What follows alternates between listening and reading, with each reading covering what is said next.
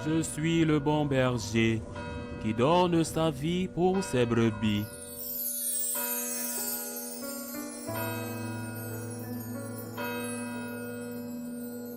En ce temps-là, Jésus disait à ses disciples, « Veillez, car vous ne savez pas quel jour votre Seigneur vient. Comprenez-le bien. Si le maître de maison avait su à quelle heure de la nuit le voleur viendrait, il aurait veillé et n'aurait pas laissé percer le mur de sa maison. Tenez-vous donc prêts, vous aussi. C'est à l'heure où vous n'y penserez pas que le Fils de l'homme viendra. Que dire du serviteur fidèle et sensé à qui le maître a confié la charge des gens de sa maison pour leur donner la nourriture en temps voulu? Heureux ce serviteur que son maître, en arrivant, trouvera en train d'agir ainsi. Amen, je vous le déclare, il l'établira sur tous ses biens. Mais si ce mauvais serviteur se dit en lui-même, « Mon maître tarde », et s'il se met à frapper ses compagnons, s'il mange et boit avec les ivrognes, alors, quand le maître viendra, le jour où son serviteur ne s'y attend pas, et à l'heure qu'il ne connaît pas, il l'écartera et lui fera partager le sort des hypocrites. Là, il y aura des pleurs et des grincements de dents. Acclamons la parole de Dieu. Aujourd'hui, l'Église célèbre la mémoire liturgique de Sainte Monique, la mère de Saint Augustin. Demain, ce sera au tour de la mémoire de son fils, Saint Augustin. J'apprécie beaucoup la figure de Sainte Monique.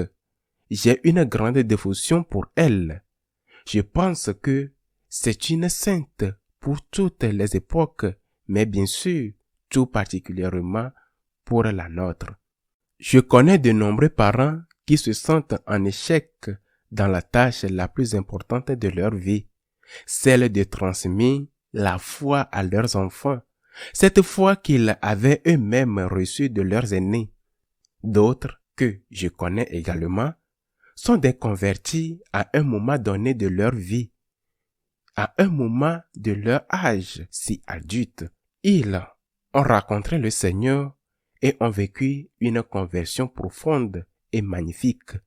Mais il était trop tard pour l'éducation de leurs enfants, qui étaient déjà à leur tour adultes et qui n'avaient pas reçu depuis leur enfance cette éducation de la foi, car leurs parents ne l'avaient pas eux-mêmes reçue.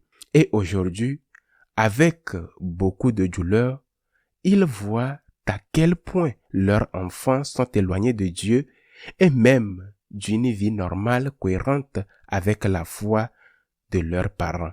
C'est le moment de se tourner vers Sainte Monique. Elle n'a jamais cessé de prier. Elle n'a jamais cessé d'avoir confiance. Bien sûr, elle donnait à son fils le meilleur des exemples. Le père de Saint Augustin, époux de Sainte Monique, était un homme violent. La belle-mère était une femme encore plus violente, si c'est possible, car il fallait y ajouter l'antipathie entre belle-mère et belle-fille. Sainte Monique a subi à plus d'une reprise non seulement des injures, mais peut-être même des violences physiques. Bien sûr, c'était une autre époque, mais elle, à la grande surprise de ses voisines, disait « S'il se met en colère, je réponds par le silence, car je sais que si je lui tiens tête, c'est encore pire. » Elle réussit à convertir son mari.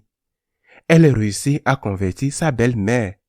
Cette belle-mère si difficile qu'elle avait.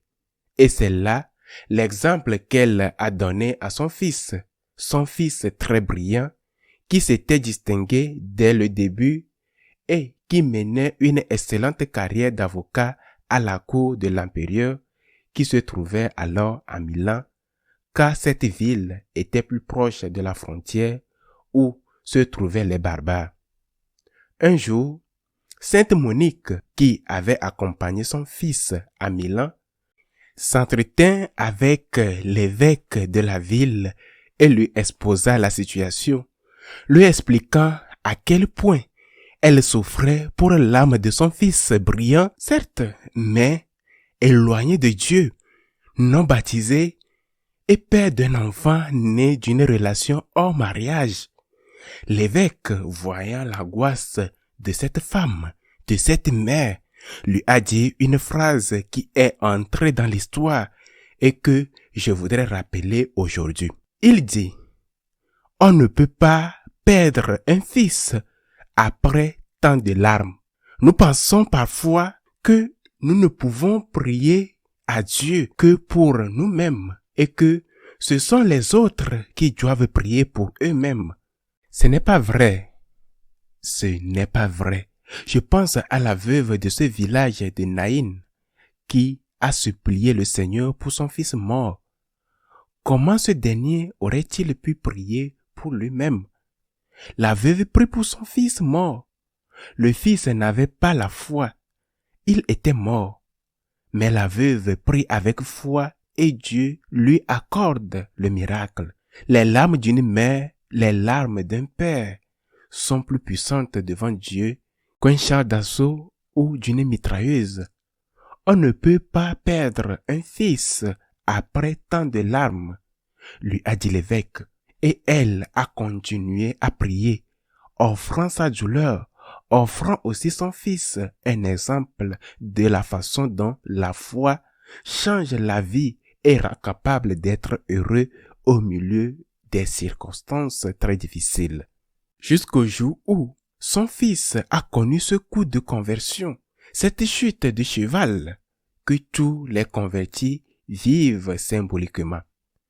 Et alors, de brillants avocats promis à un brillant avenir, il est devenu l'un des plus grands saints de l'Église. C'est pourquoi, aujourd'hui, en ce jour de la Sainte Monique, j'encourage tous les parents à ne pas désespérer, à continuer de prier, à continuer d'offrir le mieux exemple possible et à demander au Seigneur la conversion de leurs enfants, à demander au Seigneur si eux-mêmes et leurs enfants se trouvent dans une situation de mauvais comportement, de dépendance par exemple, ou de vie criminelle, de faire en sorte qu'un retour en arrière soit possible. Il ne faut jamais oublier cette phrase, on ne peut pas perdre l'enfant pour lequel on a versé tant de larmes. On ne peut pas perdre l'enfant pour lequel on a prié tant de fois. Peut-être que les parents ne le verront pas. Peut-être que les parents ne le verront pas, mais le miracle, même si c'est au dernier moment, va se produire. Il y a quelques jours, j'ai reçu un email qui m'a rempli d'une grande joie. Il m'a été envoyé par une dame, une franciscaine de Marie, et il fait référence à sa petite fille. Son père athée n'a pas voulu que sa fille soit baptisée. Lorsque la fillette a atteint l'âge de 12 ans, cela venait juste de se passer. M'a raconté la grande-mère émue. Elle s'est confrontée à son père et lui a dit, « Que cela te plaise ou non, moi je crois en Dieu et je veux me faire baptiser. » On ne peut pas perdre une personne pour laquelle on prie, pour laquelle on pleure, pour laquelle on supplie. Faisons confiance à Dieu. Continuons à prier car c'est le signe que cette affaire nous tient vraiment à cœur. N'abandonne pas la prière pour tes proches. Tu es leur avocat devant Dieu. Et les miracles, chaque jour, existent. Qu'il en soit ainsi.